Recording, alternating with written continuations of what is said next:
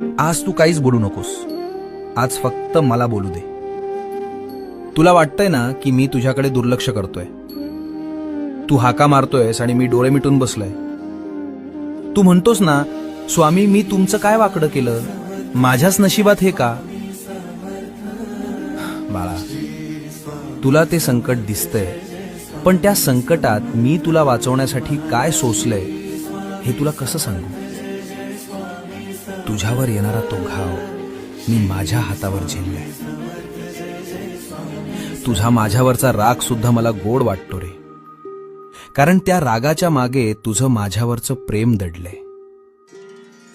हे बघ, जगाला वाटत असेल की तू हरलायस, पण जोवर माझी नजर तुझ्यावर आहे तोवर तुला हरवण्याची ताकद काळामध्ये सुद्धा नाही. भिऊ नकोस, मी तुझ्या पाठीशी आहे.